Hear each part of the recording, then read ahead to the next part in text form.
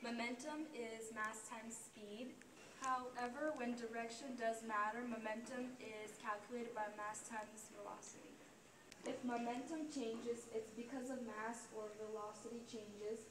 Most often, mass doesn't change. So velocity changes, that is acceleration, and mass times acceleration equals force.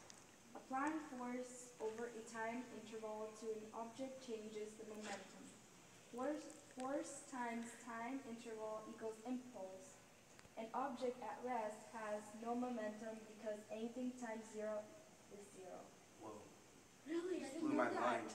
Wow. This blew my That's mind. so cool. Science rocks. To increase momentum, you need to apply the greatest force possible for as long as possible. Hey, Yessie, you want to learn about momentum with us? Sure. He's going to grab you a drink or for himself.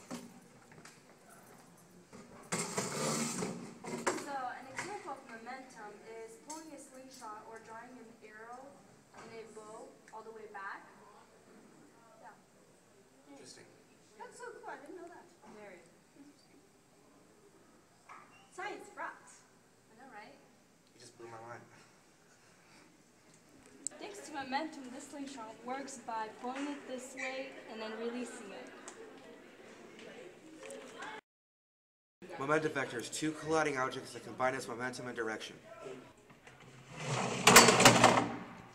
Think of it as two objects, one traveling due north and one traveling due east, with the same velocity and mass. As they collide, the momentum combine and their direction merge. For example, in this demonstration, two objects moving towards each other of the same velocity and mass, also known as momentum, will result in a collision combining the two directions into one, forming a momentum vector. Another great but tragic example would be a car crash. Their masses are greater than that of marbles, so they would probably won't bounce off of each other. But the alternate result is a crash due to the object's ability to absorb parts of the impact with the additional increasing momentum. The momentum combines and goes in the combined direction. Towards you.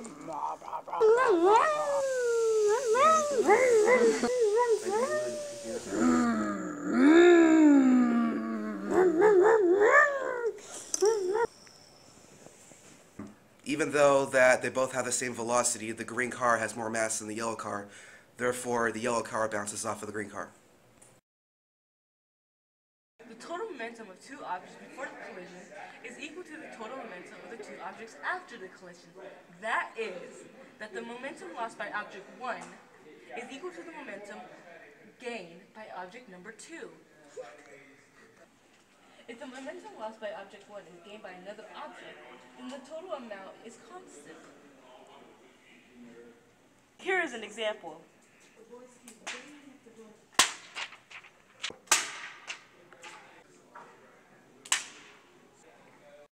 Gun recoil is a result of momentum conservation, which is an extremely important fundamental principle.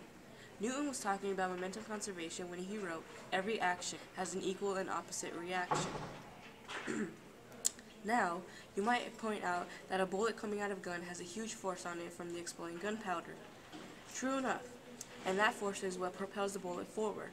However, if you look at a bullet and gun together, say the bullet is still in the barrel and already heading out at full speed, you can say that there is no net force on the bullet gun system, so the momentum of the bullet plus gun should be conserved. Although the bullet's mass is small, its speed is quite large, so it was released with large momentum. The gun has much larger mass, so the recoil speed is much smaller, but it was still large enough to give a serious kick to a shooter's shoulder. The momentum of the bullet and the rifle are equal in size, but opposite in direction. They cancel each other out as a whole. No external force acted on the system before or during firing. When there is no net force, there can be no net acceleration. Or when there is no net force, there is no net impulse. So therefore, there is no change in momentum. If no net force acts on a system, then the momentum of that system can change. If you run really fast and try to turn a sharp corner, you feel a lot of resistance in that turn. This is the law in action. Your body wants to keep going towards the same way.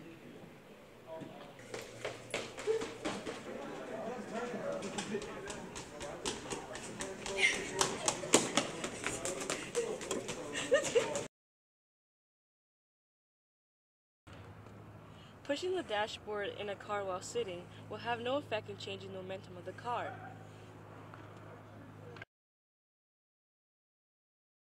You have to add an outside force for the car to get moving. Now the momentum is changing.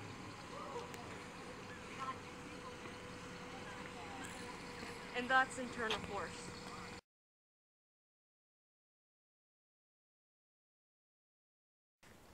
If momentum of an object changes, either or both mass and velocity also changes. Commonly, the mass remains unchanged, but when velocity changes, acceleration occurs by force. Greater force equals greater change in velocity, which means change in momentum. A long sustained force produces more change in momentum than the same force applied briefly. Momentum is mass times velocity or speed, and force times the time interval equals impulse, which also equals the change in momentum. To increase momentum, apply greatest force and extend the time of contact. A racket that strikes the ball exerts zero force on the ball until it comes in contact. Then the force increases rapidly as the racket and the ball are distorted. This is the following through motion.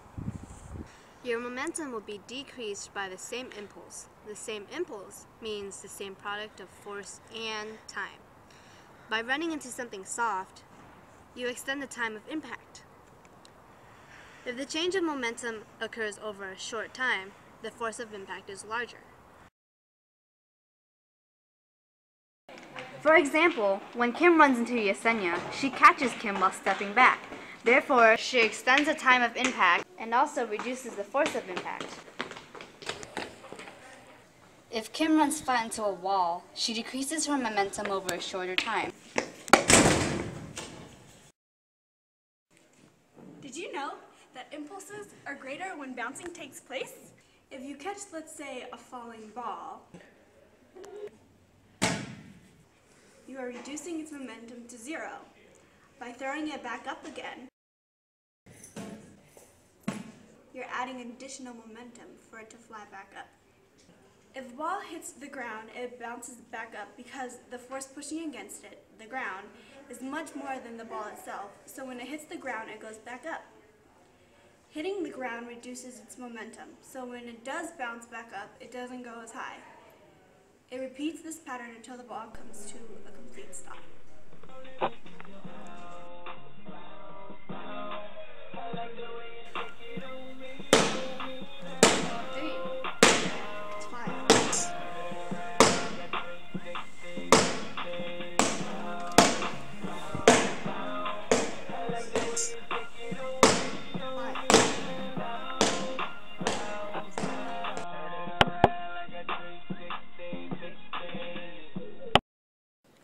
Hi, Miss Hall's class.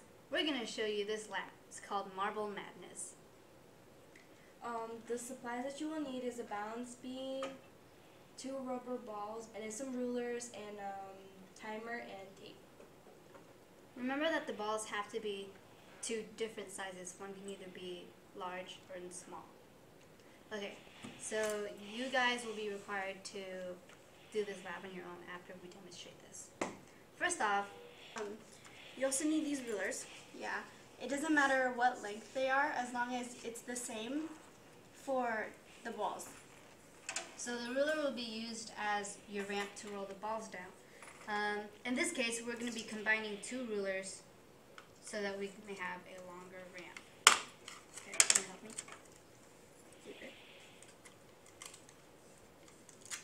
Oh, also, you're going to need 4 different heights. In this case, we're using height 1, 2, and 3.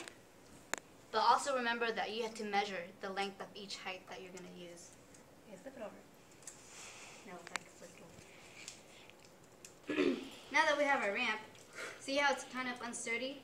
So what we're going to do is your lab partner will be holding about 1 inch up, keeping the ruler straight and stiff. You don't want to just lean it like that because obviously it's going to ruin your velocity and momentum. So have your partner hold the ramp. In this case, Kim will be holding it at 1 inch. Kim will be holding it at 1 inch. So all in all, our ramp will be 23 inches instead of 24. Our first height will be about 9 inches. Our second height is approximately 6.6, and our last height is approximately 3.7. This is going to be your data table. Of course, you guys are going to make it look nicer, because you have to make it look nicer, because we said so.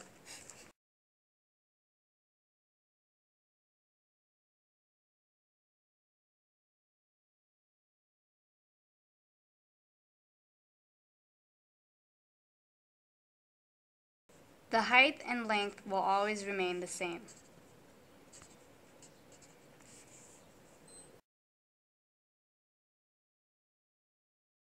You don't really need to measure the length of your ramp as long as it stays the same, but you do need to record the height of which the ball will roll down. Before starting this experiment, you need to find the mass of these two balls. So you take the balance beam and you measure it and make sure it's at 0 before you start it. Okay, to make it stay, make sure that you have something to hold it against it, and after that, be sure to subtract the mass from the original mass. Okay, so the small ball is 10 grams and the bigger one is 14.4 grams.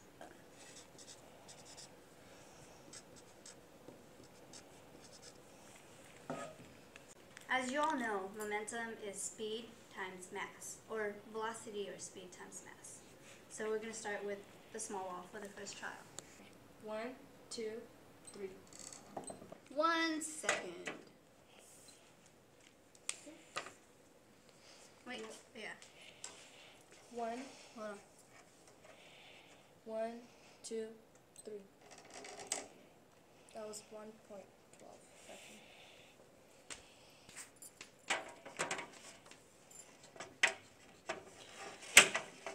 One, 2, 3.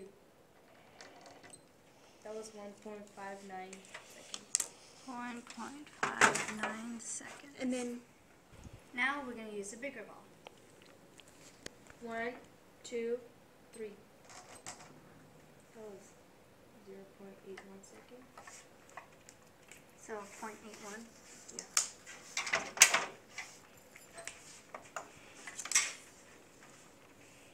You guys ready? 1, 2, 3. That was 0.90.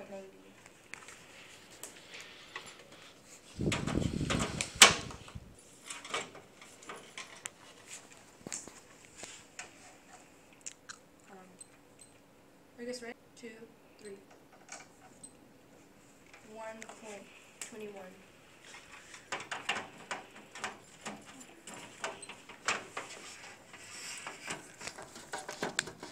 remember to follow the scientific method, which include the objective, the background information, the hypothesis/purpose, the materials, the procedure/experiment, your analysis of the data, including the data table, and your results/conclusion.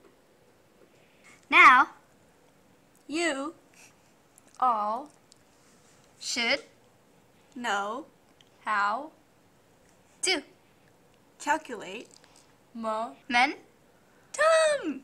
Yay! Spare fingers!